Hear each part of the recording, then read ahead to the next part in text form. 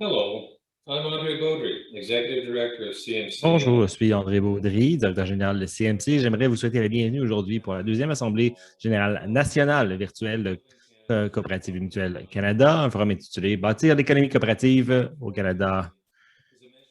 Une information importante aujourd'hui avant de commencer, la séance d'aujourd'hui sera enregistrée. Nous avons des services d'interprétation simultanée en anglais et en français.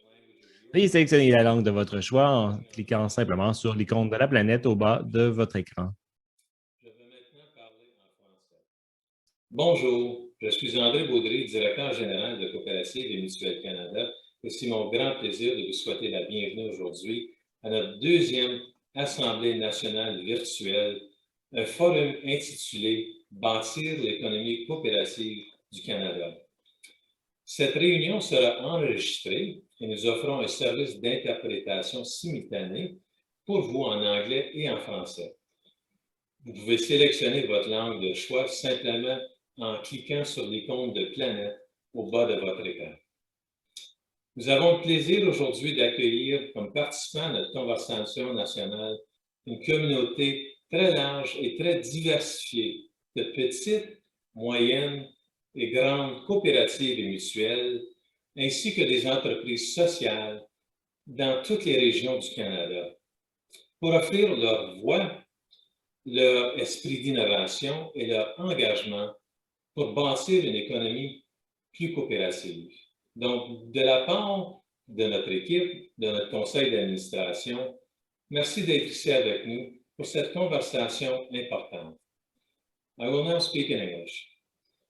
Je vais maintenant parler en anglais. J'aimerais partager avec vous ce que l'équipe, en fait, les modérateurs, le conseil, a vu à quel point nous avons de la diversité chez nos participants aujourd'hui. En ce qui a trait à de petites, moyennes et grandes coopératives et mutuelles, des organisations sociales, oui, qui prennent part aujourd'hui de toutes les régions du Canada. Donc, n'hésitez pas à partager votre vision, votre esprit d'innovation, votre passion sur la façon de construire une économie plus coopérative au Canada. À CMC, notre vision de l'avenir du secteur de coopératives et des mutuelles est d'atteindre un rythme beaucoup plus rapide nos objectifs économiques, sociaux et politiques. Pour ce faire, nous devons parler, communiquer, coopérer en tant que communauté nationale. De façon individuelle, nous sommes un modèle, mais collectivement, nous devenons une communauté nationale d'entreprises de plus de 8000, oui, coopératives et mutuelles qui peuvent être des catalyseurs durables de changements économiques et sociaux. Ainsi, au nom de mon équipe et de notre conseil d'administration, j'aimerais vous remercier d'être ici aujourd'hui et de prêter votre voix à cette importante conversation nationale. Parmi les quelques 140 participants inscrits à l'événement d'aujourd'hui, j'aimerais souligner la présence de l'honorable sénatrice Lucie Moncion, ancienne présidente du conseil d'administration de CMC et défenseur infatigable de notre économie coopérative au Canada. J'aimerais également souligner la participation de mon homologue Rose Henry, PDG de Cooperative Business New Zealand, qui s'est levé très tôt ce matin pour se joindre à nous. Merci, Rose. Vos co-modérateurs aujourd'hui, John Kay, PDG de Realize Strategies et président de CMC, du conseil d'administration de CMC, oui, et Sylvie No, membre du conseil d'administration de CMC. C'est maintenant mon plaisir de passer la parole à John Kay. Merci, André, et bienvenue à tous. D'abord, merci beaucoup à l'équipe de CMC, à mes collègues Sylvino et à tous de participer à la conversation aujourd'hui. Avant de commencer, j'aimerais souligner que le CMC et son siège social se tient sur le territoire non cédé des Algonquins Anishinaabe et que les peuples de la nation algonquine Anishinaabe vivent sur le territoire depuis des millénaires. Je suis moi-même à Vancouver et je connais le territoire des peuples salish de la côte. Le CMC croit qu'il est important de reconnaître les Premières Nations, les Inuits, les Métis et leur présence et leur précieuse collaboration passée et présente à ce pays que nous appelons le Canada. En ce qui concerne le lancement d'aujourd'hui, il s'agit d'une conversation nationale. Nous espérons que les idées, les histoires et les leçons apprises pourront être partagées, entendues d'un océan à l'autre. Nous avons donc structuré cet événement pour qu'il soit très interactif et nous vous invitons à tous aujourd'hui d'y participer activement. Si vous aimeriez participer, n'hésitez pas à cliquer sur le bouton pour lever votre main ou taper vos commentaires dans le chat. Nous n'aurons peut-être pas le temps de tous les aborder, mais nous allons les suivre en direct. Je vois déjà que quelques personnes soulignent le territoire sur lequel ils se trouvent. N'hésitez pas à joindre votre voix. Maintenant, Sylvie, je vous passe la parole pour la première discussion. Oui. Très heureuse d'être parmi vous aujourd'hui. On commence avec, j'ai le plaisir de lancer le bal avec une question quand même d'envergure, très générale, vous l'avez à l'écran. En fait, la question est la suivante. Quels sont en fait les défis ou les pressions externes qui vont influencer ou auxquelles vont faire face les coopératives et les mutuelles au Canada? Et ça, on est conscient là, du besoin d'être plus connu et puis de l'impact socio-économique de la pandémie. Qu'est-ce qu'il y aurait autre comme pression ou défis que devront relever les coopératives et les mutuelles au Canada? Donc, c'est la première question. Je suis consciente que c'est la première et qu'il vous faut être brave pour briser la glace. Alors, qui se lancera? J'ai Benoît qui lève la main. Alors, peut-on donner la parole à Benoît Caron? Est-ce que vous m'entendez? Oui, très bien. Alors, Sylvie, bonjour à tout le monde. Benoît Caron, au Québec, du Consortium de ressources et d'expertise coopérative notamment. Je trouve que la question est fort intéressante parce qu'on a des défis très grands à relever. Puis, quelles sont les grandes pressions? Je pense qu'on est très concentré actuellement sur l'année qu'on est en train de traverser, la crise sanitaire qu'on est en train de traverser. Par moments, ça peut peut-être nous faire oublier qu'auparavant, et encore maintenant et encore demain, on est confronté à la question de la main-d'œuvre, au vieillissement de la population. Et un autre plus grand défi, puis une plus grande pression qu'on aura certainement, c'est qu'il y aura un lendemain à cette crise sanitaire-là. Et ce lendemain-là, on devra reconstruire une partie de notre économie sociale.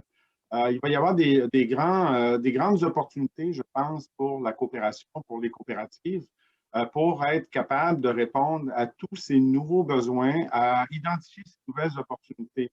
Donc, main-d'œuvre, vieillissement de la population et lendemain de la pandémie sont, à mon avis, des pressions avec lesquelles on va devoir composer pour l'avenir. On peut les voir aussi comme de grandes opportunités, puis des moyens aussi de se propulser dans un lendemain qui nous aurait peut-être demandé plus de temps il y a quelques années. Merci.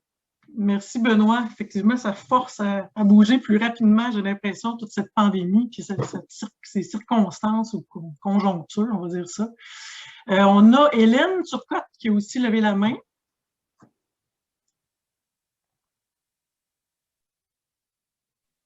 Oui, bonjour. Bonjour, Hélène. Oui, bonjour, ça va bien. Donc, en fait, un peu comme Benoît, je vais répondre aux défis, mais j'aimerais vous amener à une autre échelle internationale, puis pour ramener à un défi vraiment local, rural. Donc, en fait, moi, juste pour les gens qui ne me connaissent pas, Hélène Turcotte, là, je suis consultante en développement auprès des coopératives. Je suis active dans le milieu depuis plus de 10 ans. Au niveau international, effectivement, la pandémie a fait une accélération des projets. Moi, j'étais active avec une coopérative dans le domaine agricole qui cherchait à exporter aux États-Unis. Donc, les valeurs qui nous rassemblent nous ont amené à dire, on aimerait faire des liens avec d'autres coopératives avec des valeurs similaires aux nôtres parce que justement, c'est comme ça qu'on peut faire des affaires et grandir et se propulser. Et j'ai entendu des gens de l'Iowa dire, mais par rapport à nos défis d'exportation de soya jusqu'en Chine, on ne devrait pas s'allier avec l'Europe pour justement faire face à nos défis communs ensemble. Donc, oui, il y a des défis qui sont mondiaux par rapport à l'alimentation. Puis à une échelle plus rurale, villageoise, ici en Estrie où je suis, donc je suis à Sherbrooke, au Québec, l'alimentation à une échelle locale, on a besoin d'épiceries de proximité, on a besoin, il y a des producteurs agricoles qui ont besoin d'être bien rémunérés, puis les consommateurs, les villageois ont besoin d'accès à des produits, donc les circuits de distribution il y a des défis qui nous ont vraiment émergé avec la pandémie. Donc, on a besoin aussi, au niveau local, que nos élus municipaux croient en notre modèle coopératif qui est souvent malmené et qui est parfois méconnu encore. Merci, Hélène. Merci. C'est super intéressant. On prend des notes. Alors, il y aurait aussi Philippe Boissonneau qui aurait quelque chose à dire. Oui, bonjour Sylvie et bonjour tout le monde Philippe. qui sont en ligne. Ce ne sera pas long. On dit souvent que, parce que nous autres, au niveau des coopératives financières, notre membriété a vieilli beaucoup. Donc, c'est vraiment les jeunes qu'on veut aller chercher. Mais on dit souvent que les jeunes ont les mêmes valeurs et partagent les mêmes valeurs que les coopératives, mais qui ne sont pas nécessairement membres des coopératives. Donc, je pense que le grand défi, si on veut assurer notre pérennité, c'est de faire tout le nécessaire pour que les valeurs qu'on a, nous autres, et les valeurs que les jeunes partagent puissent converger ensemble pour qu'ils puissent réaliser le plus rapidement possible que nos coopératives reflètent exactement les valeurs auxquelles eux autres y tiennent. Et moi, je pense que ça, c'est un grand défi encore. Excellent. On avait effectivement pensé à tout cela. Oui, effectivement, les jeunes, les attentes par rapport aux valeurs coopératives et tout ça. Que de leur faire miroiter ou faire voir que c'est les valeurs qu'on partage effectivement au sein des coops et des mutuelles. On a aussi Gary Lavoie qui est en ligne, qui a levé sa main.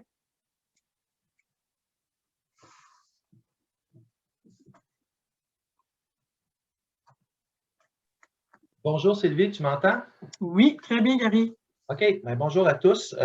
Moi, je pense qu'un des défis qui, à mon avis, est un défi extrêmement important aujourd'hui dans notre génération, c'est tout le transfert, le vieillissement de la population. Benoît l'a mentionné tantôt, mais il y a tout le transfert générationnel des entreprises. Il y a beaucoup d'études, je pense que tout le monde est au courant, à travers le Canada. Moi, je connais plus les chiffres au niveau du Québec, c'est énorme, le nombre d'entreprises qui vont être transférées. Puis dans certains cas, le transfert générationnel ne se fera pas parce que la relève ne veut pas prendre en charge cette entreprise. Ces entreprises-là vont être mises en vente. Très souvent, vont être rachetées par des fonds d'investissement ou par des fonds étrangers.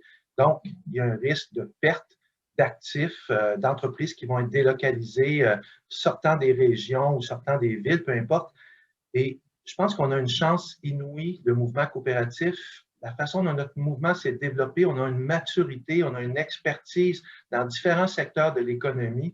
Ce qui nous manque, on a aussi des financiers, il y a toute la finance solidaire qui s'est développée à travers les dernières années, mais ça nous prend davantage. Puis il y a des projets qui sont en émergence en ce moment. On essaie de développer ça. C'est des fonds d'investissement qui nous permettraient d'intervenir très rapidement lorsqu'il y aurait des occasions d'entreprises qui sont mises en vente et qui, souvent, les meilleurs deals partent très rapidement. Et dans ce contexte-là, ça nous prend un outil dans le mouvement qu'on doit développer pour pouvoir intervenir rapidement, acheter ce qu'on appelle, nous, des fonds d'acquisition pour conversion en coopérative.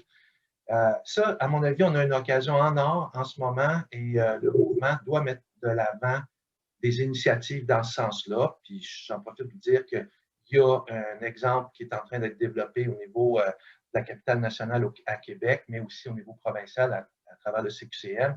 Il y a une volonté d'avoir cet outil-là. Puis ça, je pense qu'à travers le Canada, devrait être quelque chose où tous les partenaires, même financiers du mouvement coopératif, devraient être davantage impliqués en tant que tel. Alors, je ne me suis pas présenté, là, je fais ça à la fin, mais Gary Lavoie, je suis aussi membre de la Caisse d'économie solidaire, je suis président du conseil d'administration. Merci beaucoup. Est-ce qu'on a le temps pour une autre question? Là, je pose la question à mon coéquipier John. Est-ce que j'enchaîne sur une autre? On a beaucoup de mains levées. C'est parfait. C'est excellent. On fait le tour de pas mal de grands défis, là. Beaucoup se recroisent aussi. Là. On est conscient de tout ça. Je donnerais peut-être un dernier, une personne qui a levé la main, Renaud Boisvert, qui était sur la liste. Là. J'y vais par ordre, hein, de priorité, pas de priorité, mais des personnes qui lèvent la main. Est-ce que vous m'entendez? Oui, très bien. Donc, bonjour tout le monde, Renaud Boisvert, administrateur dans quelques coopératives étudiantes au Québec. Au niveau des coopératives de consommateurs, moi, une chose que j'ai remarqué dans mon bref historique dans le mouvement coopératif, on a tendance à les voir maintenant beaucoup comme des institutions, puis la drive initiale qu'on avait pour créer ces coopératives-là, c'est perdu, puis on associe les grandes coopératives de services financiers, les grandes coopératives à une banque ou à un commerce autre. Et on n'est pas capable, à mon sens, de communiquer évidemment et de rejoindre la population au niveau de cette différence coopérative, ce qui explique pour moi un peu pourquoi les jeunes adhèrent moins. Puis l'autre chose qui a été mentionnée aussi dans le texte écrit, que je remarque, c'est qu'on a tendance souvent à imiter les entreprises qui ne sont pas coopératives. On a tendance à être très isomorphique, à professionnaliser beaucoup notre gouvernance. On voit ce genre d'histoire-là comme dans la situation MEC où on se vient à imiter les Inc. plutôt que de se faire notre voix à nous en tant qu'entreprise de l'économie sociale. D'accord. Ben, c'est parfait. On arrêterait pour cette question. J'avais encore des mains levées. Je ne pourrais pas vous donner la parole maintenant. On va enchaîner, en fait, sur une question qui est très liée à la première, mais en fait, on va regarder l'entreprise de l'intérieur et voir ensemble quelles seraient les plus grandes sources de pression ou défis. Un peu la même question, mais qui se fait vers l'intérieur, c'est-à-dire qui mitige ou qui limite le potentiel de croissance de notre coopérative ou de la mutuelle. Donc, qu'est-ce qu'il peut avoir à l'interne? Puis, bien sûr, c'est basé, on peut le dire, là, sur les principes coop, entre autres. Hein, ça peut avoir une influence. On a vu des événements dernièrement, si je pense à MEC, c'est un exemple. Donc, je donnerai la parole à Jason Rivet, qui a levé sa main. Oui, donc bonjour tout le monde. Jason Rivet, je fais partie des jeunes coopérateurs émergents de CMC.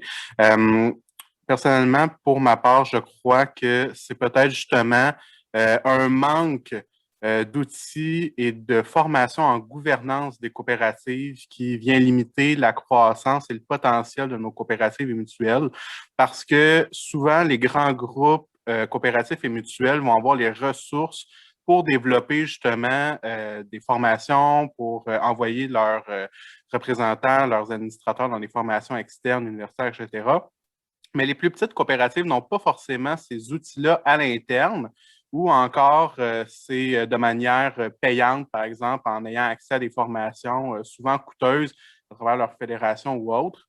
Donc, à partir de là, ben, on vient limiter la connaissance à l'interne des compétences coopératives au conseil d'administration et même parmi les dirigeants dans certains cas.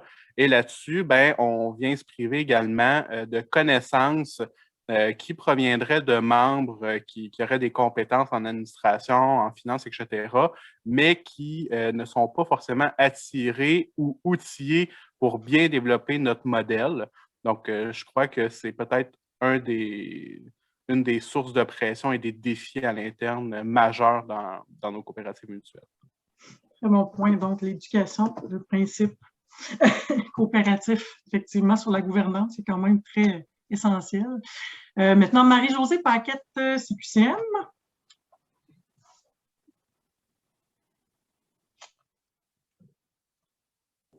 Oui, merci beaucoup, Sylvie. Donc, en fait, pour faire un petit peu du pouce sur ce que Jason vient tout juste de dire et ton introduction là, à la deuxième question, vous savez, il y a beaucoup de nouveaux modèles d'affaires coopératifs qui émergent depuis les derniers temps et on va en avoir d'autres qui vont se créer aussi parce que je pense que s'il y a quelque chose de bon que la pandémie a amené, c'est cette volonté-là de travailler collectivement et d'entreprendre collectivement, puis de trouver des solutions à des enjeux de société de façon collective. Et ces nouveaux modèles-là coopératifs, il va y avoir une certaine vigilance à y avoir pour que justement la gouvernance coopérative demeure ou soit intégrée à ces nouveaux modèles-là, puis une sensibilisation aussi aux valeurs et aux principes coopératifs. Et il y a là un risque, je pense, puis c'est un risque, n'importe quoi qui gagne en popularité là, a ce risque de se dénaturer. Et bien que les coopératives au Québec sont quand même très bien encadrées, il n'en demeure pas moins que les dirigeants et les façons de faire de ces organisations-là, il y a là un risque de perdre cette vue coopérative-là. Donc, tout comme Jason le disait, il y a vraiment une importance à avoir au niveau de l'éducation et de cette gouvernance-là qui est propre aux coopératives et aux mutuelles. Puis certainement des organisations comme le CQCM, qui est une organisation provinciale de concertation, d'éducation, de promotion de vigie coopérative. Bien, on aura notre rôle à jouer, tout comme CMC aura son rôle à jouer à cet égard-là pour s'assurer que ces modèles émergents-là, l'idée, ce n'est pas de les éteindre, c'est de leur donner une impulsion, mais de s'assurer qu'il y a cette impulsion-là coop dans leur création et dans la croissance de leurs activités. Voilà. Très bon point, Marie-Josée. Je fais du push un peu avec la mise en place de la fameuse table de gouvernance nationale.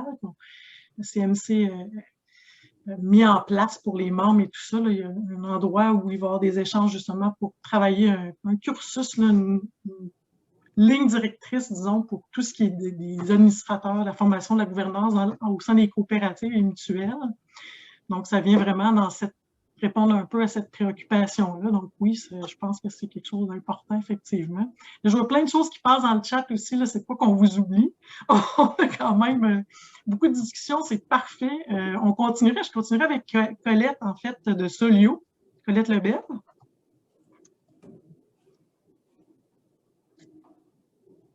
Oh, je n'avais pas activé mon micro, désolée. Merci beaucoup. Bonjour à tous. Donc, moi, oui, ça rejoint un petit peu les dernières interventions, mais ma préoccupation est particulièrement sur l'ensemble des employés des grandes coopératives. Par exemple, chez nous, là, on sait qu'il y a à l'heure actuelle comme un mouvement, là, les baby boomers, là, toute cette frange-là d'employés qui ont été là très, très longtemps, s'en vont bientôt à la retraite ou sont partis. Et on sait que les jeunes aujourd'hui, bien, ils restent plus aussi longtemps dans la même entreprise. Hein. Donc, je pense que là, il va y avoir un grand défi là, de faire une éducation coopérative assez rapide et assez efficace, là, parce que c'est un apprentissage, hein, la coopération, puis dans les entreprises où on se targue d'avoir une bonne culture coopérative très forte, ben, c'est quand même fragile là, pour les prochaines années, je crois. Donc, ça, c'est un défi. Merci. Absolument. Très d'accord avec ça. Je retourne un petit peu à ce qu'on retrouve dans le chat. Les gens viennent beaucoup appuyer, quand on a parlé de la partie un petit peu plus externe qui était pour ce qui est des acquisitions, comme on parlait, l'acquisition de nouvelles entreprises, de la transformation d'entreprises en forme coopérative. Je pense que c'est une préoccupation que ça se dit vraiment partout. Et oui, c'est peut-être une solution. J'aime entendre les solutions. Je trouve ça vraiment génial qu'on en ait là, live, qu'on puisse les partager. En fait, j'enchaînerai déjà avec John, toutes tes questions.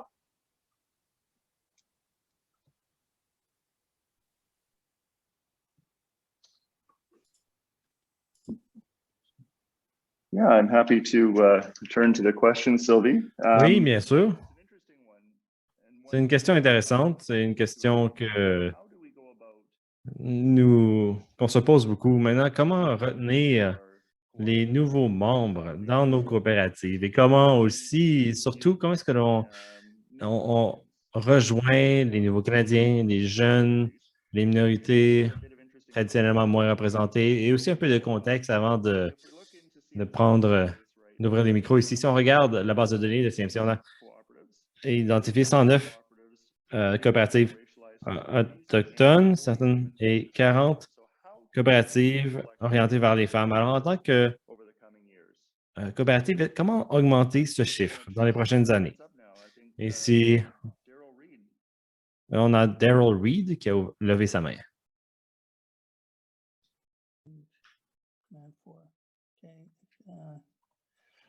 Can you hear me? Est-ce qu'on m'entend? Oui. Thanks.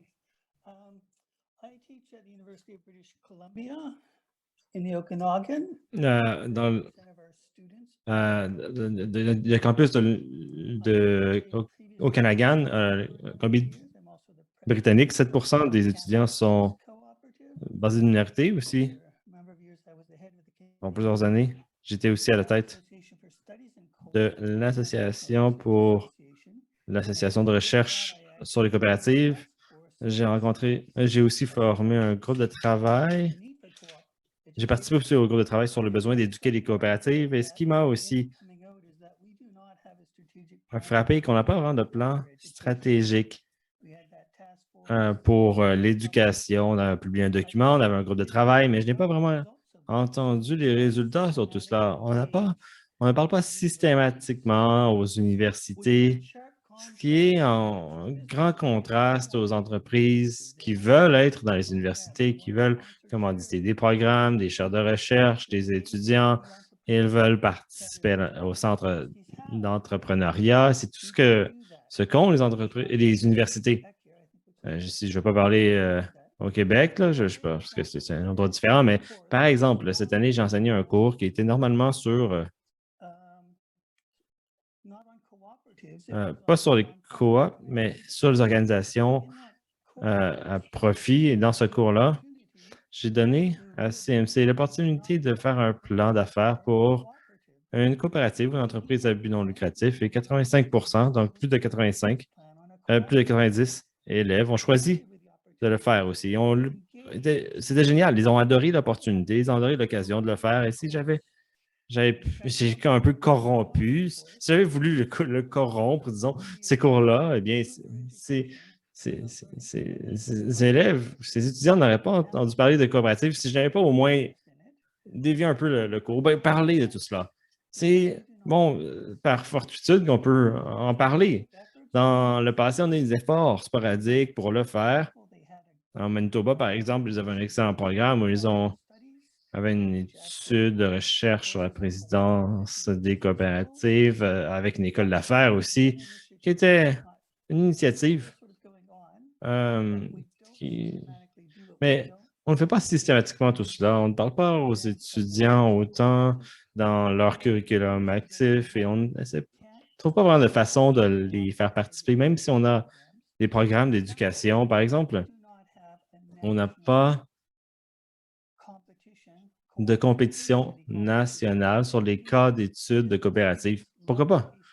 Les étudiants adorent ce genre de compétition. Oui, c'est excitant, ça peut être sur le CV. On n'a pas de compétition sur l'étude de cadre des coopératives. Mais alors ça, on n'arrive pas à aller dans les salles de cours. Eh bien, c'est difficile. Il y a plusieurs choses qu'on peut faire. De façon stratégique, on ne regarde pas vraiment les universités non plus pour rejoindre les étudiants autochtones. Comme en ce moment, je dis que 7% sont des étudiants autochtones dans notre université. Alors, tant que l'on ne développe pas d'approche stratégique, eh bien, ce sera plus difficile de bien s'en tirer, je pense, en termes d'avoir la prochaine génération à bord. Et je pense que l'autre partie aussi, c'est de faire en sorte que les étudiants peuvent voir les coopératives sur les campus, de travailler avec les coopératives sur les campus aussi, en termes de gouvernance, en termes de mentorat, mais les voir aussi en tant que partenaire d'affaires. La coopérative que j'ai ici vend des T-shirts organiques issus du commerce équitable. On a pu s'associer avec des étudiants, mais en tant que secteur maintenant, comment est-ce qu'on peut avoir une coopérative qui va faire du matériel promotionnel? Comment est-ce qu'on peut collaborer? Comment est-ce qu'on fait ce genre de choses? Tant que l'on n'a pas une approche plus stratégique sur la façon de parler aux universités, de les faire participer, de ceux qui seront des entrepreneurs dans l'avenir, on ne va pas progresser très vite. Merci, Daryl.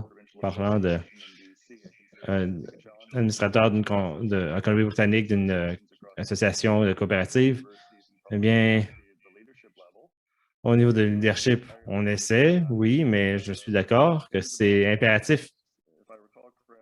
S'il y a quelque chose de prometteur dans l'État du Wisconsin, je me souviens, les enseignants doivent prendre un cours sur les coopératives afin d'avoir une licence pour enseigner. Alors, je pense qu'on peut déjà apprendre certaines choses de nos collègues aux États-Unis, alors que l'on essaie de justement créer des partenariats avec les institutions postsecondaires. Victoria Morris, maintenant de l'Association des coopératives de la Colombie-Britannique, je crois. Bonjour, John. J'espère que vous m'entendez. Oui, je pense que la plupart ici connaissent bien ce qui est fait dans le programme Youth Camp, les camps jeunesse, la coopérative jeunesse de service, aussi un programme populaire au Québec et la coopérative pour les plus jeunes membres aussi, pour les caisses populaires, tout ça. C'est assez efficace parce qu'on a des expériences tangibles que l'on peut fournir. Un autre point que j'aimerais mentionner aussi, sur lequel on travaille en ce moment, ce n'est pas encore publié, mais on travaille sur un manuel d'enseignement à utiliser pour les étudiants pour leur classe d'administration des affaires. Donc, du matériel pour aussi les nouveaux arrivants sur qu'est-ce qu'une coopérative, comment travailler avec une coopérative et ensuite comment créer une coopérative, bâtir des liens et apprendre davantage du secteur.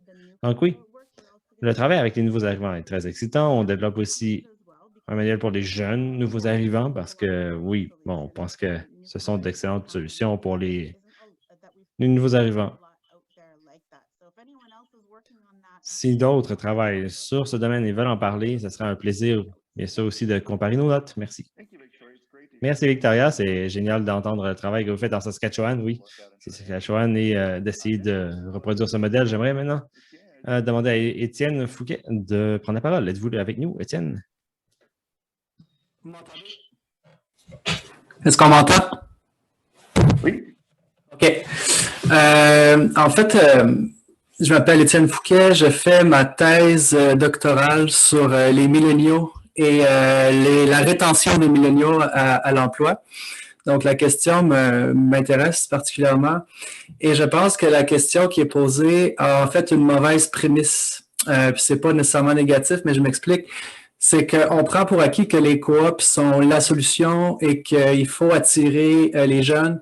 Mais pour attirer et retenir des jeunes, il faut à la base avoir quelque chose à offrir. Puis je pense que le focus ne devrait pas tant être sur les valeurs. On entend beaucoup ça. Les jeunes ont les mêmes valeurs que les coops, donc ça devrait avoir un fit.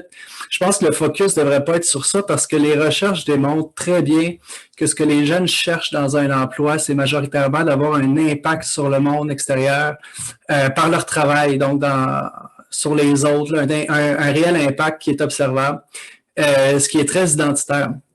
Donc, selon moi, le focus devrait être sur comment construire la capacité des coopératives à répondre concrètement aux enjeux du monde qui s'en vient, que ce soit au niveau des objectifs de développement durable ou de faire une différence sur le post-COVID, là, peu importe.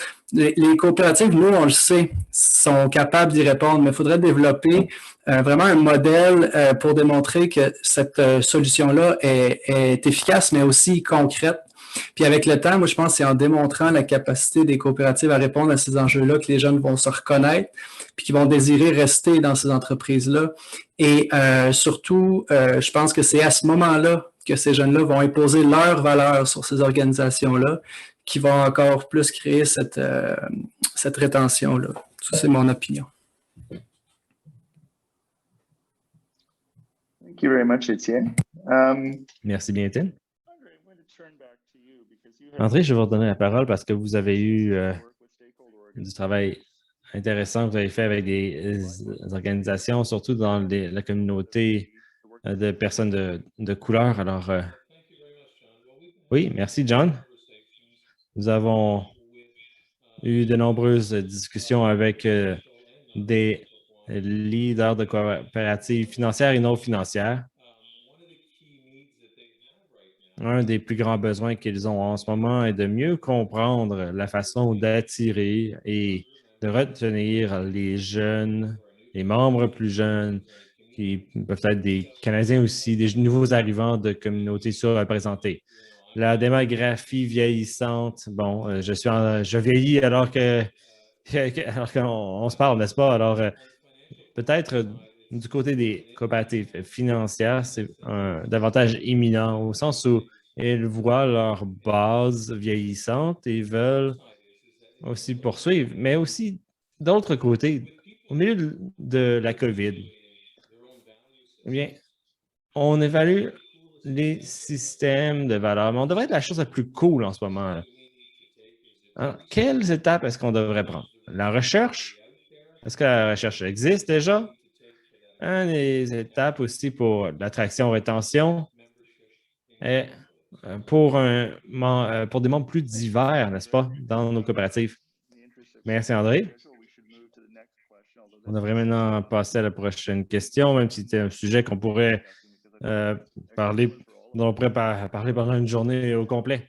Maintenant, peut-être regardons la question sur la pandémie, la question qu'est-ce que l'on peut faire pour renforcer les chaînes d'approvisionnement et les pratiques d'approvisionnement. On en a parlé dans les associations provinciales durant l'été, au début de la COVID. Mais maintenant, comment faire cela? Comment est-ce que l'on peut renforcer l'occasion de ramener les chaînes d'approvisionnement au Canada et utiliser la force du système coopératif?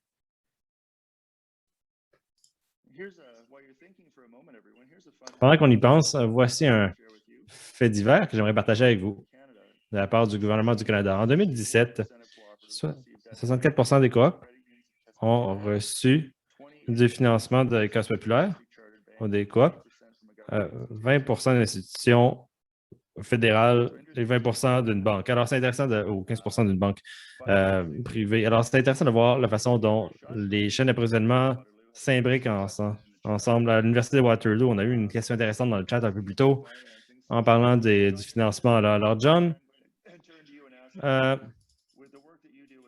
avec le travail que vous faites justement, avec le travail partout dans les coops, comme dans le financement, les stratégies de financement, oui, comment est-ce que vous voyez la façon de raccourcir les chaînes d'approvisionnement et de peut-être capitaliser sur les occasions que nous avons en ce moment, là, Monsieur Sean Joby?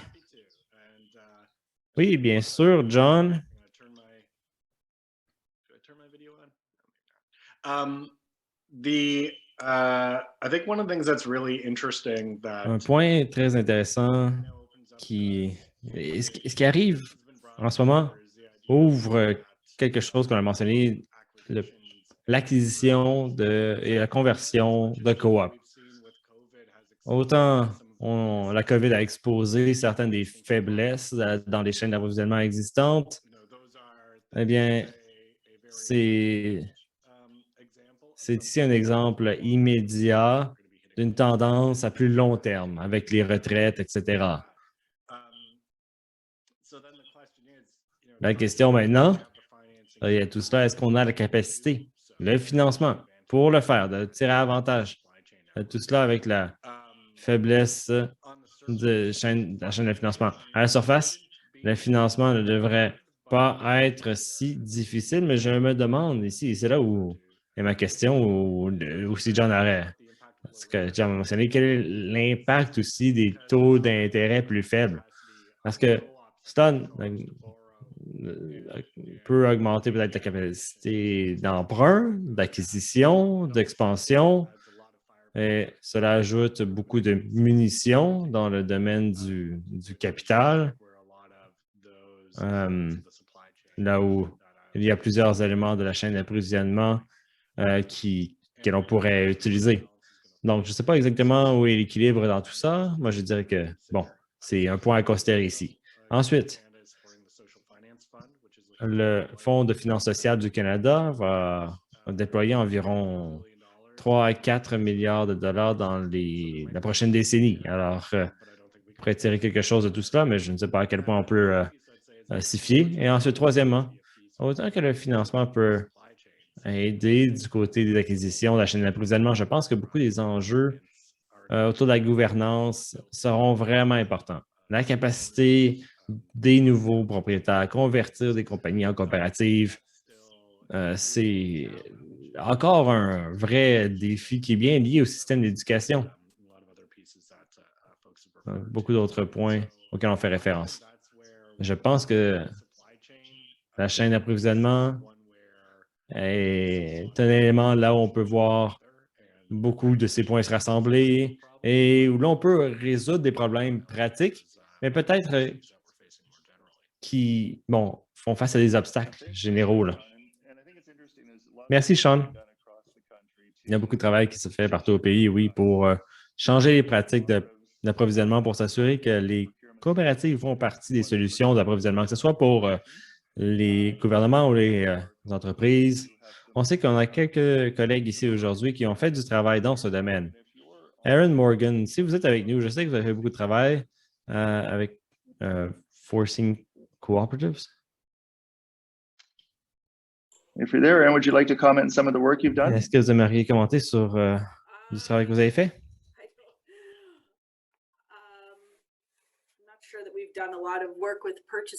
Réponse, je ne sais pas si on fait beaucoup de travail sur l'achat de coopératives.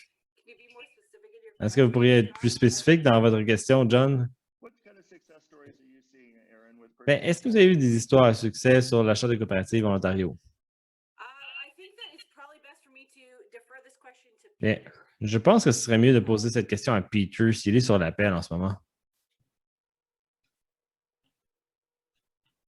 Peter with us? If not, then, Est-ce que Peter est avec nous? Sinon, nous avons une main levée en ce moment. Oui, Peter, allez-y. Ensuite, on a une main levée. Est-ce qu'on m'entend? Oui. Aaron a raison. Pour nous, ce n'est pas tant l'acquisition, mais la succession est vraiment l'enjeu en ce moment, la question de la retraite des propriétaires.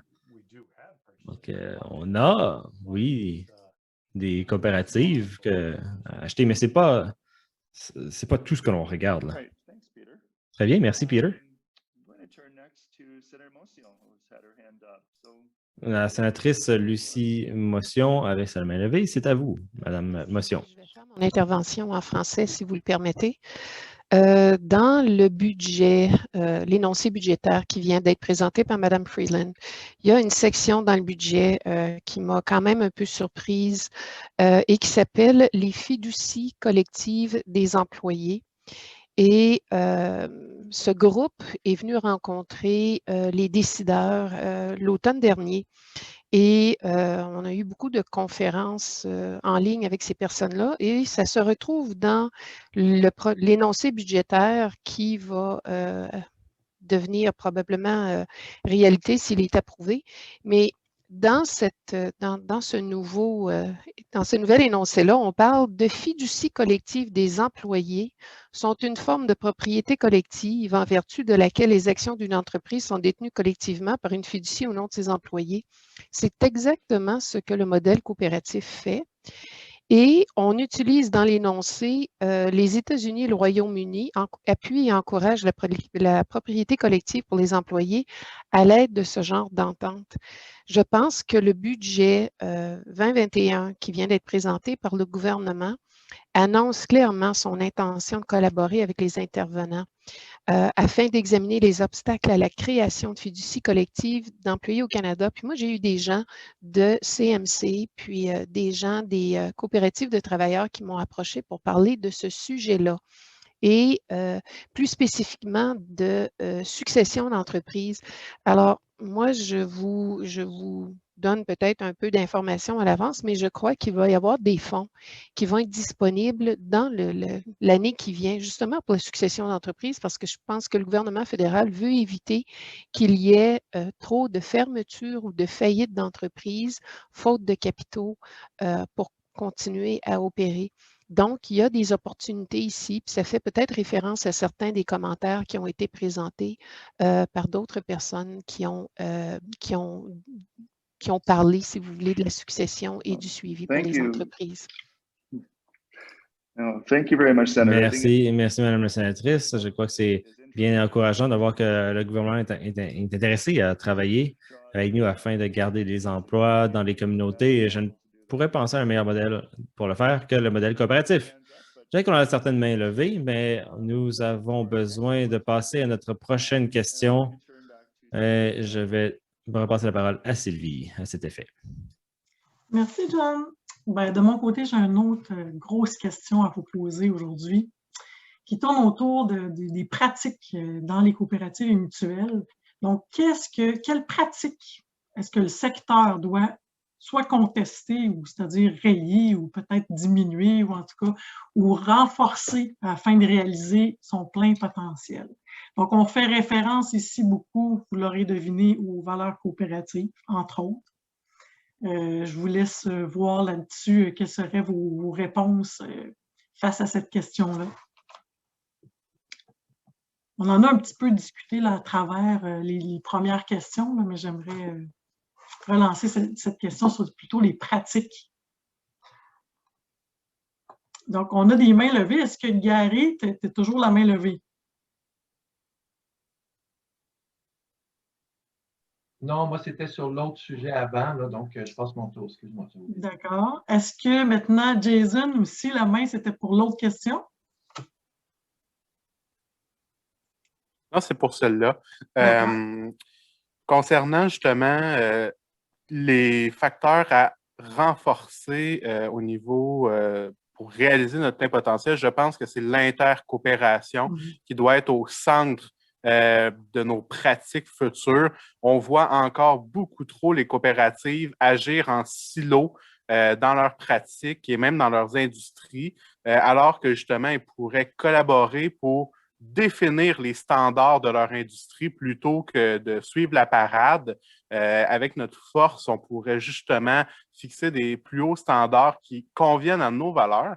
Et là-dessus aussi, on pourrait encourager la consommation et les chaînes d'approvisionnement locales à travers justement l'intercoopération pour se renforcer. Je pense par exemple à la coopérative fédérée qui est maintenant Solio Groupe Coopératif, Desjardins, etc. Mais on pourrait par exemple avoir des ententes entre les dizaines de milliers d'employés de ces deux groupes-là pour par exemple avoir des ententes sur des rabais ou avoir des produits spécifiques, des catalogues de produits disponibles à la consommation. Donc, je pense qu'il pourrait y avoir beaucoup plus d'innovation qui pourrait se faire entre les coopératives. Et souvent, on n'a pas le réflexe, souvent, malheureusement encore, de faire appel à des coopératives ou de voir à prioriser les coopératives dans nos achats ou des choses comme ça. Moi, je le vois dans ma pratique sur mes conseils d'administration et je pense que ça va être vraiment ça qui va nous permettre de renforcer à long terme et d'augmenter notre plein potentiel. Moi, je suis tout à fait d'accord. C'est mon opinion aussi. Effectivement, on le voit en fait, là, quand on a de l'intercoopération en différents secteurs, souvent ça donne des choses extraordinaires. Ça fait profiter encore plus de coopérateurs, coopératrices. Donc, c'est vraiment le but visé. Effectivement, il faut retenir ça. Renaud Boisvert, la main levée. Est-ce que vous m'entendez? Très bien. J'ai fait une autre intervention en français, celle-là, je la ferai en anglais. On my side, as a board member. De mon côté, en tant que membre d'administrateur sur des conseils étudiants, bien souvent sur les conseils d'administration, on a tendance à voir des prix moins chers pour les étudiants plutôt que d'avoir cette idée de croissance, de servir davantage de membres. C'est une tendance aussi que j'ai vue dans d'autres coops de produits de consommation, là où on veut croître de façon exponentielle, mais je n'ai pas vu le secteur des coops faire cela. Cet appétit de croissance pourrait nous aider à croître plus vite, oui. J'aurais peut-être, moi, envie j'ai eu l'information qu'il y avait eu une collaboration avec plusieurs secteurs dans des acteurs d'économie sociale, puis j'entendrais peut-être Mme Nimtan, si elle est présente aujourd'hui avec nous en ligne, sur ce qui s'est fait à travers l'interco. l'intercoopération, ou plutôt le travail qui se fait vraiment dans les acteurs, entre les acteurs de l'économie sociale. Est-ce que vous m'entendez? Très bien. OK, non, je ne m'attendais pas à ce que... je pense qu'il y a d'autres mondes sur la ligne du mouvement coopératif qui sont plus au courant de cette histoire-là, puis je fais référence à Gary Lavoie, etc. Mais je pense que ce qui était clé, parce que je regarde un peu le développement des coopératives au Québec comparé au reste du Canada, et je trouve qu'un en tout cas, à moins que je me trompe, là, il y a la naissance de beaucoup plus de nouvelles coopératives.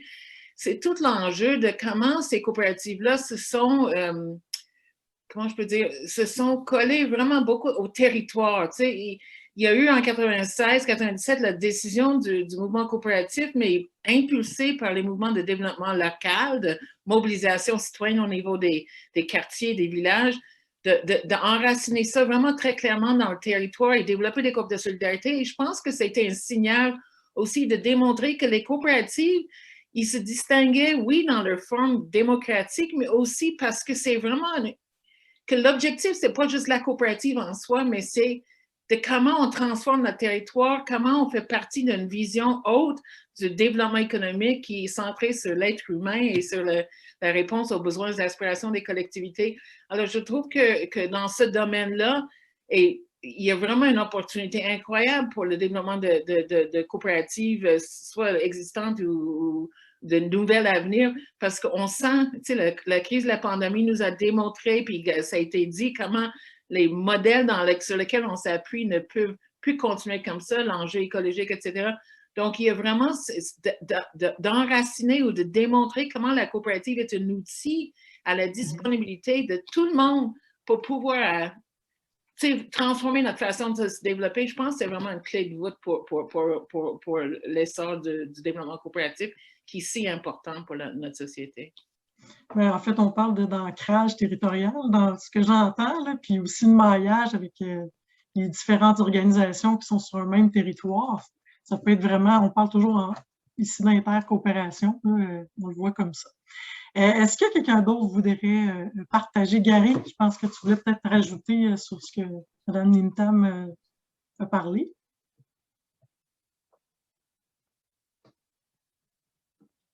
Est-ce qu'on peut donner la parole à Gary? Gary, peut-être? OK, ton micro. OK, excusez-moi.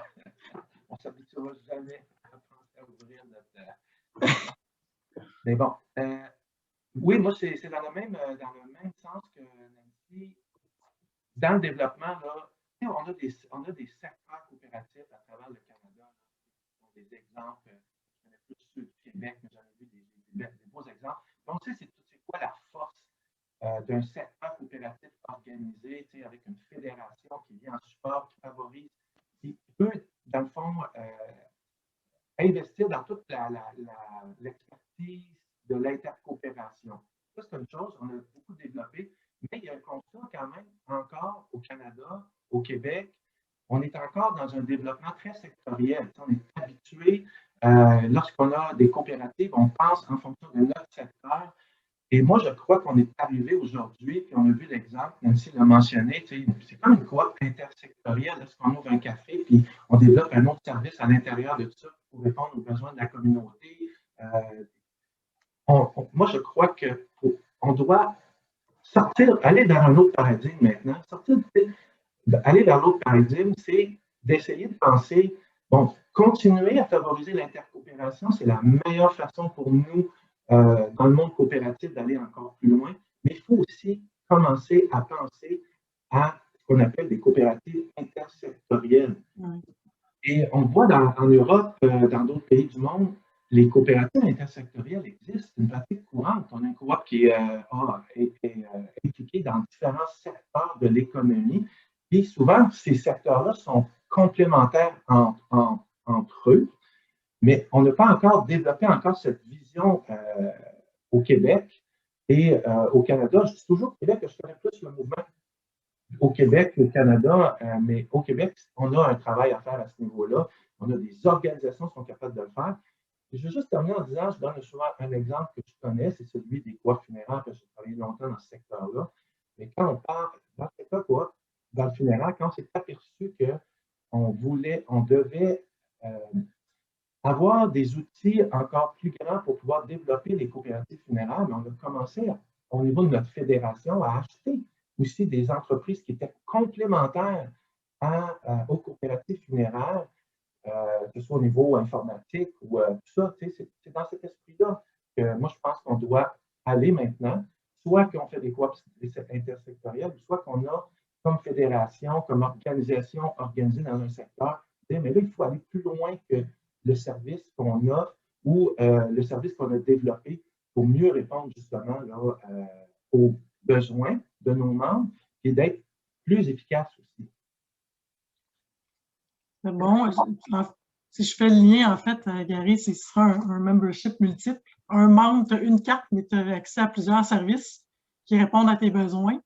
Toi, tu parles d'une fédé qui se développe en ayant acquérir, mettons, un complément à ce qu'elle offre déjà, mais ça peut être aussi un amoncellement ou bien une intercoopération avec différentes entreprises qui peuvent répondre aux différents besoins.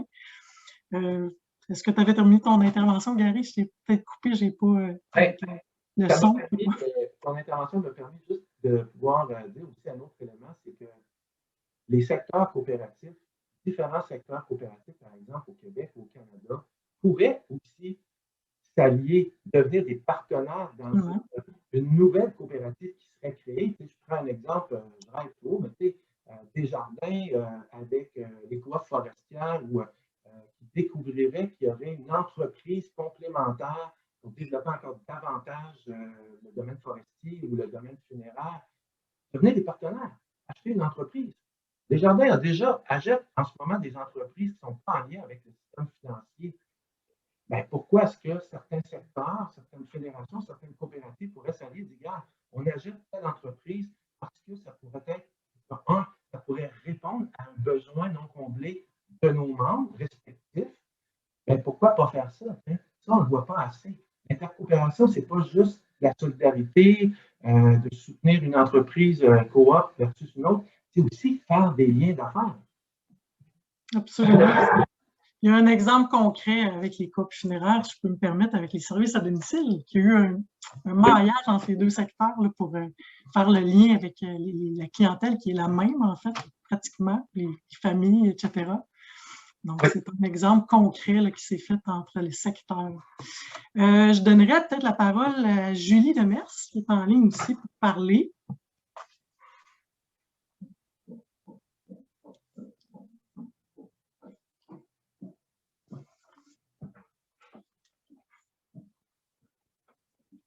Oh, on mute. Oui, est-ce que vous m'entendez?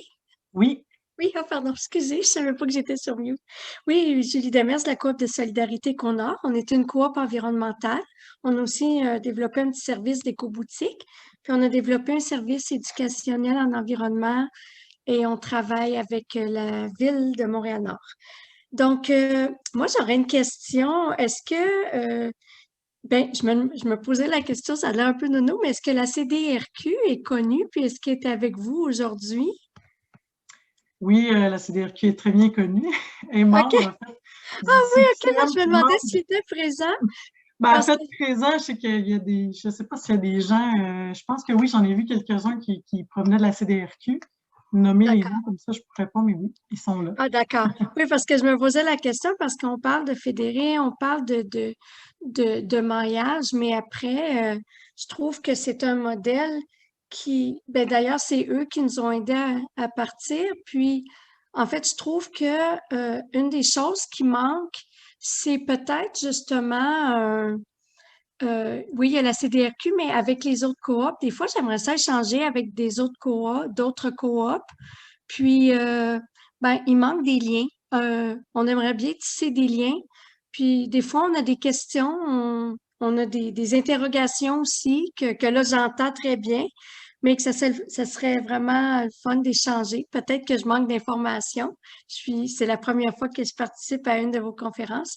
Mais sinon, de trouver un moyen de communiquer ensemble en coop pour sur des expertises, sur des expériences, ça serait bien de trouver un moyen là, de se rejoindre puis d'échanger. Parfait, on retient ça. Il y a certains endroits où vous pouvez échanger comme ça. On pourra vous donner des pistes où aller échanger avec d'autres coopératives, là, que ce soit des milieux semblables du même secteur ou non. Vous êtes dans le milieu de l'environnement, mais c'est intéressant des fois de voir aussi pour d'autres secteurs. Je vais devoir passer la parole à John. Je vois qu'il y avait encore des mains levées. Je ne pourrai y répondre malheureusement. On avance. Alors, John, à toi.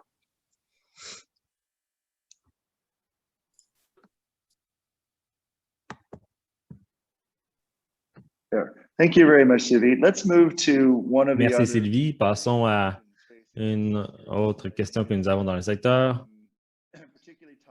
Peut-être, étant donné les annonces, mais aussi l'administration Biden, qui va avoir des effets qui vont bien sûr se faire sentir au Canada. Alors, qu'est-ce que les coopératives, que font les coopératives pour s'aligner sur la vision d'une économie verte ou sur les objectifs de développement durable? Et comment est-ce que l'on répond en tant que secteur aux effets des changements climatiques dans un secteur qui est aussi divers, le secteur pétrolifère, le secteur de l'économie, n'est-ce pas? Alors, quelles sont les bonnes histoires? Qu'est-ce que l'on fait de bien? Je sais qu'il y en a quelques-unes, mais j'aimerais bien vous entendre, de l'entendre aussi de nos participants. Qu'est-ce qui se fait dans vos coopératives?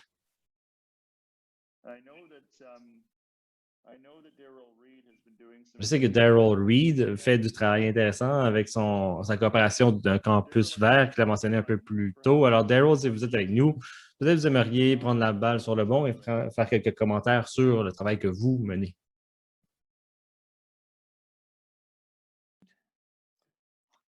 Hi, John. Can you hear me? Yes. Bonjour, John. So, our cooperative. Notre coopérative est une coopérative de commerce équitable, ce qui veut dire que l'on a des liens avec des coopératives de producteurs. Par le biais du réseau de commerce équitable, nous sommes en mesure d'établir une chaîne de valeur coopérative, mais pas seulement nous, mais aussi les producteurs sont organisés en tant qu'association nationale et régionale en Afrique, dans le Sud, en Asie, et en ce qui a trait au but de développement durable, nous devrions leur parler de façon plus systématique parce qu'ils font déjà beaucoup de travail en ce qui est possible de faire. Et nous, en tant que coopérative, sommes en mesure d'utiliser ces idées parce que, en exemple, en Inde, où on se procure du coton, ils ont fait du travail fantastique. C'est biologique, c'est commerce équitable. On peut voir qu'ici, on touche à plusieurs points de développement durable. L'eau, l'éducation, de nombreuses composantes. De notre côté, nous essayons d'utiliser de ces informations afin de développer des mesures de comptabilité sociale afin de faire de l'évaluation basée sur le genre d'importation et la façon dont on est en mesure de contribuer ensemble aux objectifs de développement durable. Mais ce n'est pas seulement pour notre propre bien, parce que lorsque l'on vend à des universités bien intéressées aussi à répondre à ce genre de choses, elles sont en mesure aussi de dire en tant que consommateurs ce qu'ils peuvent faire aussi. Alors, en pensant aux objectifs de développement durable, nous devons être en mesure de penser à la chaîne de valeur plus longue et voir la façon dont, surtout en ayant des valeurs coopératives, nous avons maintenant un avantage tangible et aussi une compréhension sur la façon dont on peut agir sur les objectifs. Par ce biais, nous avons un aspect environnemental, un processus comptable qui est en place, des choses que l'on peut faire aussi. Alors, je pense que nous pouvons vraiment être des leaders à ce sujet, à la fois pour notre propre personne, mais aussi pour les organisations avec qui on travaille dans la chaîne de valeur totale. Bref, il y a de l'excellent travail qui se déroule et beaucoup plus aussi que l'on peut faire. Merci. Excellent point ici sur l'opportunité d'inclure la comptabilité verte et durable dans nos coopératives en termes de ce qu'on appelle un avantage concurrentiel, mais j'appelle ça un avantage coopératif, quelque chose qui transforme la façon dont le secteur fonctionne de façon nationale et internationale. Renaud Boisvert, vous avez la parole, à vous. L'intervention sera relativement courte, mais toute chose qu'on ne mesure pas et qu'on ne prend pas d'action claire pour se déterminer des objectifs pour les mesurer, on ne sera pas capable d'atteindre les résultats qu'on veut. Je constate que plusieurs coopératives dans lesquelles je suis impliqué ne font pas dans leur rapport annuel un résumé de leurs actions environnementales ou n'ont pas en place des mesures et des actions pour mesurer leur impact environnemental.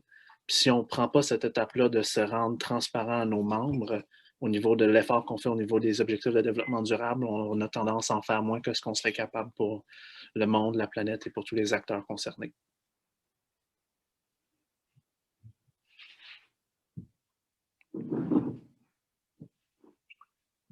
Thank you, Renaud. I think that's an excellent point. Merci, Renaud. Excellent point. Comme Peter a mentionné, on mesure ce qui importe et les changements climatiques sont importants. Alors, comment intégrer maintenant cela dans nos rapports? On a vu des exemples ici. Le travail qui est fait avec le groupe, avec Sodio, par exemple, avec leur responsabilité corporative, avec leur rapport. Je sais qu'il y a aussi eu de l'excellent boulot fait par l'Université St. Mary's. Et si on a un moment, je vais peut-être donner la parole à l'Université St. Mary's pour nous parler de ce qu'ils font. Mais d'abord, j'aimerais aller du côté de Gary Lavoie. À vous.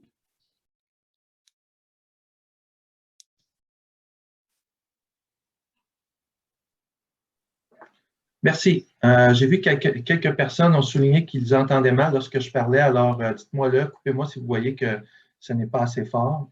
Bien, écoutez, moi, je pense pour la question 6, quoi faire? On a un très bel exemple au Québec. C'est encore le modèle que j'ai parlé tantôt, la Fédération des coops funéraires et l'ensemble des coops funéraires. Depuis près de 10 ans maintenant, la Fédération, puis en concertation avec l'ensemble des coops funéraires, ont mis en place une politique de développement durable. Et ça a amené une très forte implication de plusieurs bénévoles, plusieurs administrateurs de différentes coops funéraires. Puis c'est un modèle, moi, je pense qu'on devrait s'inspirer dans les autres secteurs coopératifs si on veut mobiliser l'ensemble de notre mouvement dans un secteur en particulier pour justement être capable de répondre à cet enjeu, qui est un enjeu, on parle des enjeux climatiques. Et aujourd'hui, les coopératives funéraires au Québec sont reconnues comme étant un endroit, puis là, ça vient chercher un peu lorsqu'on parlait des jeunes, même si c'est dans le funéraire, ce n'est pas nécessairement les jeunes qui vont utiliser le service, il reste que les jeunes, les milléniaux, sont très sensibles, on l'a mentionné tantôt à un des intervenants, lorsque ils sont capables de faire un lien entre une coopérative et un enjeu auquel ils tiennent comme très important. Puis on le sait tous, l'environnement pour cette génération aussi est un enjeu important. Quand ils sont capables de faire le lien entre la coopérative et eux-mêmes et leurs besoins, ben, c'est encore plus gagnant pour démontrer la pertinence de la coopérative dans notre société là, comme un outil pour avancer. Alors, ça, c'est, pour répondre à la question, justement, là, le mouvement coopératif funéraire, on pourrait s'inspirer parce que la plupart maintenant des coopératives répondent à toutes les pratiques qu'on retrouve dans le développement durable. Ils ont une politique de développement, ils font un rapport annuel à leur assemblée générale, ils compensent. Certaines coopératives funéraires sont même, je pourrais dire, net zéro parce qu'ils sont capables maintenant d'évaluer l'impact de chacune des activités qu'ils font dans l'entreprise. Merci.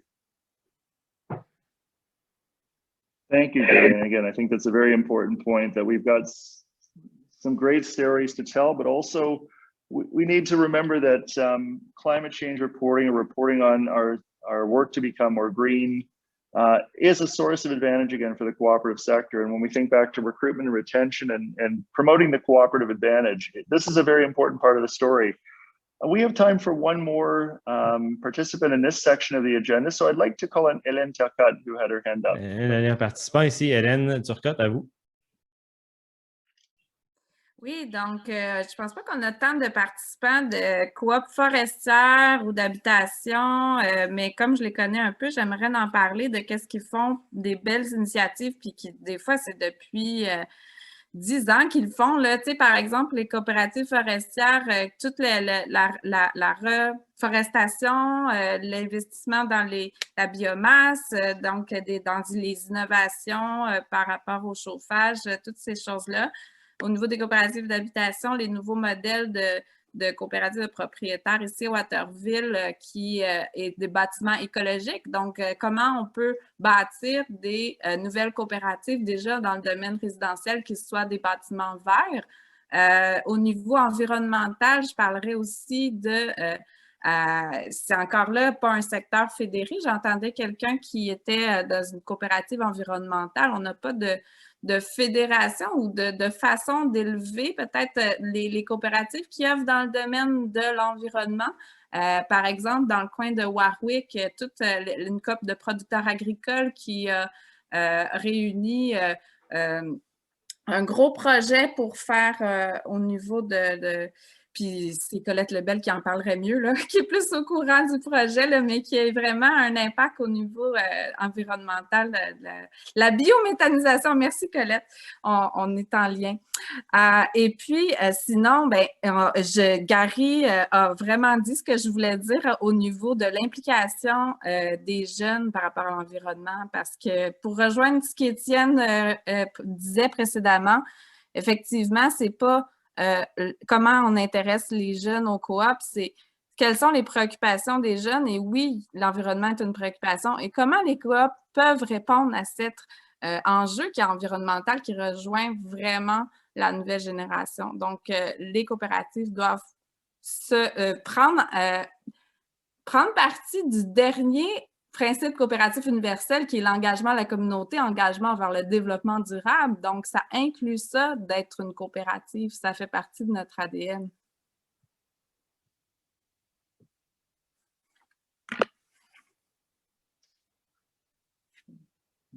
Thank you very much, Hélène. Merci, Hélène. Nous avons le temps pour, en fait, une dernière intervention.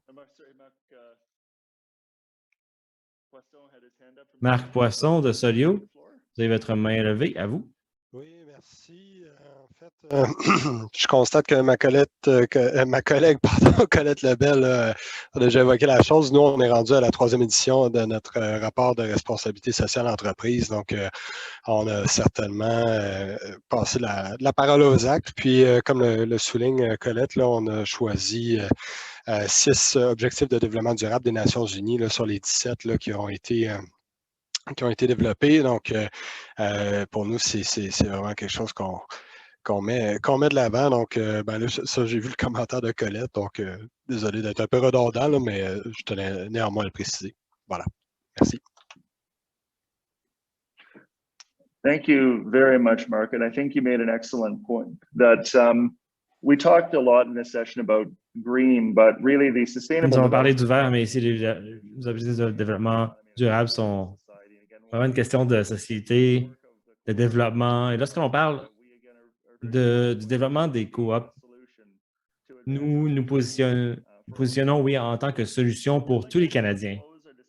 J'aimerais donc conclure la discussion sur le développement durable et vert en donnant le micro à ma collègue Sylvie. Oui, alors, on serait rendu, en fait, je vais parler en français, traducteur. On aimerait maintenant on serait rendu à la période de questions. Donc, vous avez quelques temps pour poser des questions, que ce soit sur des thèmes qu'on a abordés aujourd'hui ou autre chose plus générale, mais qui concerne bien sûr le milieu coopératif et mutualiste. Vous avez encore le choix de soit lever la main ou encore de nous adresser vos questions par le chat. Donc voilà, on commencerait. Benoît qui a déjà levé sa main. Donc Benoît, je te laisse la parole. Vous m'entendez? Oui. Parfait, merci. Je serai bref, là. Ma première intervention faisait allusion là, à la crise sanitaire dans laquelle on est, puis au bouleversement qu'on va vivre au niveau social, au niveau économique, aux grands changements avec lesquels on va être confronté. Au niveau de Coopérative et Mutuelle Canada, est-ce qu'on a un lieu de réflexion sur la place que la coopération pourrait prendre plus spécifiquement pour le lendemain de cette crise sanitaire-là, où on va avoir de la relève d'entreprise à faire, on va avoir à composer avec une évolution au niveau des entreprises, avec une évolution numérique, tout va être accéléré. Est-ce que, parce qu'on a abordé aujourd'hui, c'est un grand buffet là, avec beaucoup de choix, mais est-ce qu'on a une attention toute particulière sur le lendemain de cette crise sanitaire et la place de la coopération dans ce lendemain-là? C'est un point d'interrogation.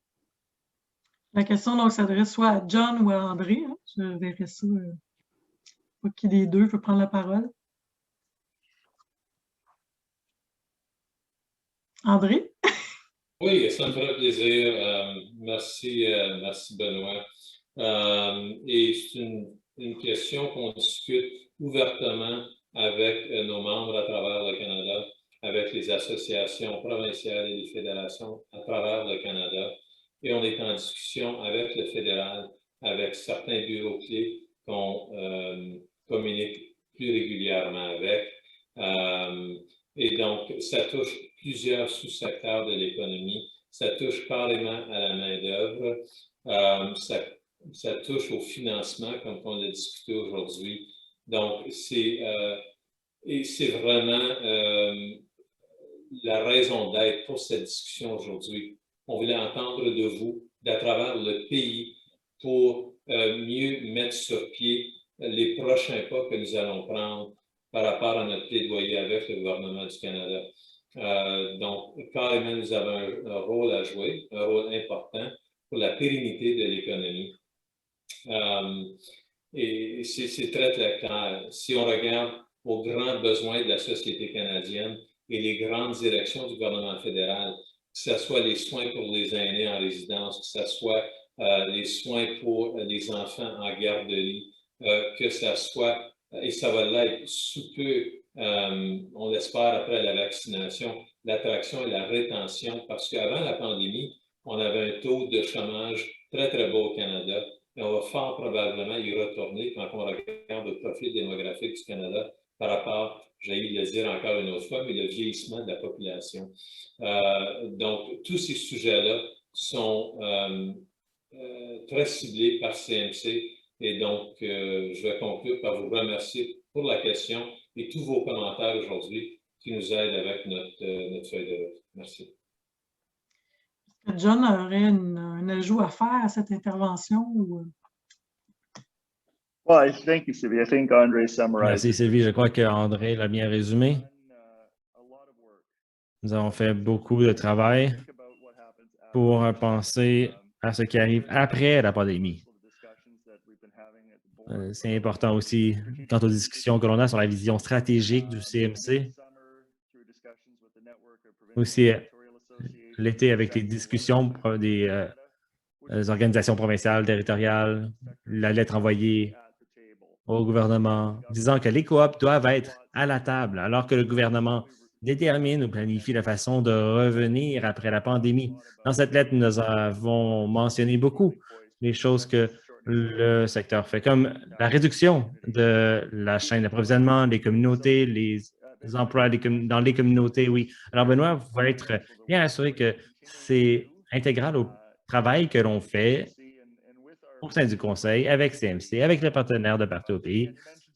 Encore une fois, vous avez mentionné le travail que l'on a fait avec l'Université de Waterloo, l'Institut pour la résilience sociale et l'innovation, Sean Goby et ses collègues, et encore une fois, avec de nombreuses organisations à travers le pays où c'est un effort d'équipe, si je peux le dire, sur la façon dont le secteur coopératif peut bâtir une économie plus forte d'un océan à l'autre. Encore une fois, nous allons continuer à travailler sur ça et vous allez recevoir des mises à jour avec le temps.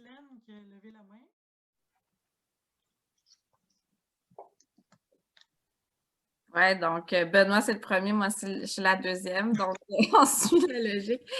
C'était pour féliciter Coopérative Mutuelle Canada pour la discussion aujourd'hui, mais aussi d'aborder un point par rapport au Québec, on est très privilégié par rapport à la compréhension gouvernementale du modèle coopératif et je ne sens pas autant cet appui-là au niveau fédéral, au niveau des programmes fédéraux, au niveau des programmes de subvention. Je suis en lien avec un de vos employés, donc qui m'aide beaucoup, mais on sent qu'on est très privilégié au Québec et puis qu'ailleurs au Canada, mon Dieu, qu'il y a eu une reconnaissance au niveau gouvernemental à aller chercher qui devrait s'inspirer des preuves au Québec. On dit on est 8000 coopératives, il y en a 3000 au Québec. Donc, j'espère que tant au niveau fédéral, mais tant au niveau des autres provinces, que le développement coopératif soit vraiment inscrit dans les politiques gouvernementales.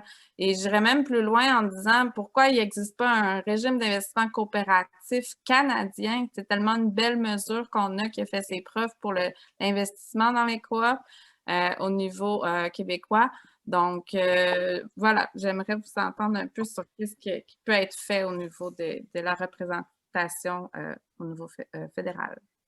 Je pense que Daniel Brunette aurait quelque chose à dire par rapport à ça. Oui, merci Sylvie. Et merci Hélène. Je dois juste partager des bonnes nouvelles justement sur ce point. Hélène ainsi que d'autres gens partagent régulièrement lorsqu'il y a des obstacles au niveau fédéral pour l'accès de programme.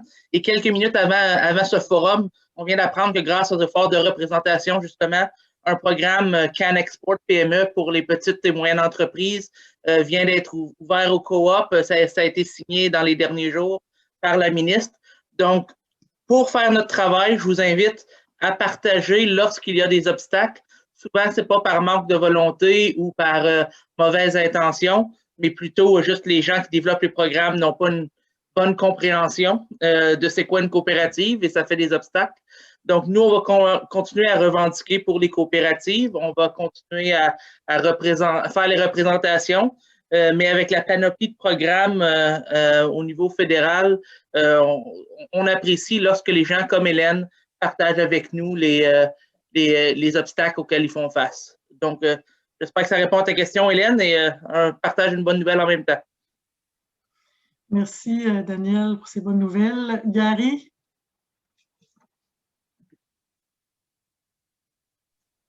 Oui, merci. Moi, ma question, c'est aussi au CMC. J'aimerais savoir comment vous réagissez lorsque, justement, vous constatez que dans le dernier budget fédéral, on mentionnait, il y avait un commentaire, là, je l'ai appris tantôt en même temps que tout le monde, là, concernant les fiducies collectives. Est-ce que CMC était au courant, puis est-ce qu'il a l'intention de, je dirais, d'agir auprès du gouvernement fédéral pour que, parce que les fiducies collectives se ressemblent quand même assez par rapport aux coopératives, mais ce n'est pas les mêmes genres de coopératives qu'on est habitué, qu'on connaît. C'est une fiducie distincte qui gère l'entreprise en tant que telle, même si c'est considéré comme une coop de travail, mais je ne vais pas rentrer là-dedans. Mais est-ce que CMC a une stratégie qu'elle a l'intention de développer pour que s'il y a des fonds disponibles à ce type-là, que les coopératives, comme elles existent, les coopératives traditionnelles qu'on connaît à travers le Canada, puissent en bénéficier? Parce que je sais que les fiducies collectives sont très actives dans aussi l'acquisition d'entreprises pour être converties en fiducies collectives, qui est pour moi un enjeu extrêmement important. Je l'ai mentionné en début de la rencontre. Il faut qu'on puisse agir dans ce sens-là si on veut jouer un rôle dans le transfert intergénérationnel de milliers d'entreprises à travers le Canada. Effectivement, c'est une bonne question. Je laisserai peut-être André ou Daniel encore, peut-être à répondre à cette question, un des deux, certainement. Bien, ça me ferait plaisir, Sylvie. Ma réponse serait oui, oui et oui, M. Lavoie. On a préparé un rapport sur le budget fédéral qui est sorti à tous nos membres. Et puis, c'était très détaillé, mais on va certainement faire un suivi. Et puis, on apprécie beaucoup la sénatrice Moncion, qui est une grande championne, puis qu'on travaille avec de façon collaborative. si je voulais toucher sur la question précédente, 3 ans, mais ça fait quasiment 4 ans que je suis dans mon rôle. Puis quand on a commencé à faire du plaidoyer sur la colline, on a vu immédiatement qu'il y avait un besoin de présenter des données très concrètes sur le potentiel du secteur au niveau des emplois et au niveau du PIB. Donc, on a fait une étude nationale, puis on a revenu au fédéral en démontrant que les coops financières et non financières représentent 3,4 du PIB du Canada et quasiment 200 000 emplois. Donc, par facteur d'emploi et de PIB, on est plus gros que le secteur de la fabrication de l'automobile au Canada. Donc, c'est ces genres-là de la présentation de données qui a créé une plus grande confiance, qu'on a pu avoir beaucoup de conversations d'envergure avec plusieurs bureaux, mais finances surtout, Institut de sciences et développement économique, emploi et développement social Canada. Donc, au niveau du plaidoyer et d'un investissement de temps et de ressources, c'est quelque chose que CMC est très ciblé envers. Et des résultats qu'on a eus, j'aimerais en mentionner simplement quelques-uns, Daniel vient d'en mentionner un, mais quand on a commencé le plaidoyer, les agences de développement régional ne connaissaient pas les coopératives et les mutuelles au Canada. On a rencontré avec le fédéral et maintenant, à travers de Cooperatives First, il y a un programme de formation pour les employés de première ligne avec les agences de développement régional. Le programme Futurpreneur n'était pas ouvert aux jeunes coopérateurs qui voulaient participer. Maintenant, c'est ouvert. On a demandé à ISD Statistique Canada s'ils pouvaient commencer à produire des données annuelles sur les coopératives au Canada, parce que le fédéral en produit sur plusieurs secteurs de l'économie. Et cette année va être la première année que Statistique Canada et ISD travaillent ensemble pour produire des données sur toutes les coopératives non financières au Canada. L'impôt sur les parts de coopératives, les impôts différés sur les parts de coopératives. Le programme était pour se conclure au mois de décembre. On a plaidoyé avec Solio, avec AgroPure, avec UFA, avec plusieurs de nos membres. Et puis, en partenariat, les portes se sont ouvertes et le programme est maintenant prolongé pour un autre 3 ans. Donc, mais c'est à travers des discussions comme celle d'aujourd'hui qu'on entend bien vos préoccupations, mais on est toujours à l'écoute et on est toujours là pour écouter à nos membres. Merci. Juste signaler rapidement que si vous avez des questions que vous n'avez pas le temps de poser, là, on voit le temps passer, puis la fin arrive rapidement. On veut entendre vos suggestions, on veut entendre vos idées par rapport à tout ce qu'on aura à faire CMC pour faire la promotion des coops et avancer sur les dossiers politiques et tout ça. Donc, gênez-vous pas d'envoyer vos questions. Je pense que toute l'équipe est pas mal disponible pour ça. Je laisserai donc André, finalement, terminer cette rencontre. Voilà.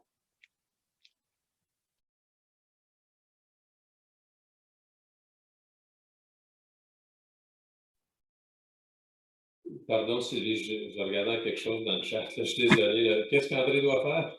André doit conclure la rencontre d'aujourd'hui. Ah, André, ça lui fait plaisir. Oui, désolé.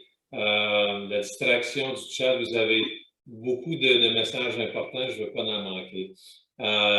Donc, merci beaucoup, Sylvie et John, pour avoir été nos animateurs aujourd'hui et pour votre leadership. Si jamais Radio-Canada se cherche une relève pour le téléjournal, on a certainement vos noms à suggérer, mais pas à temps plein. On a besoin de votre aide aussi du côté du CMC. I'll now be speaking in English. Thank you, Sylvie. Maintenant en anglais, merci beaucoup Sylvie et John d'avoir aidé à modérer la séance et pour votre leadership continu. J'aimerais aussi remercier notre conseil d'administration et mes collègues de CMC qui coopèrent à chaque jour dans l'intérêt de nos membres. Nous sommes une petite équipe, mais très déterminée. Nous avons votre intérêt à cœur à chaque jour. Et finalement, j'aimerais remercier vous tous d'avoir pris part à la conversation pour bâtir l'économie sociale du Canada. Nous avons entendu vos commentaires écrits et verbaux et ils sont bien sûr tous appréciés. Nous allons envoyer un enregistrement de la session d'aujourd'hui afin de pouvoir le partager avec vos collègues et peut-être aussi en tirer des bonnes suggestions. Nous allons aussi vous faire suivre un sondage par courriel. S'il vous plaît, prenez quelques minutes. C'est tout ce que cela va prendre. 1, 2 minutes, mais vos commentaires sont les bienvenus. L'événement a couvert de nombreux sujets, une conversation en continu aussi.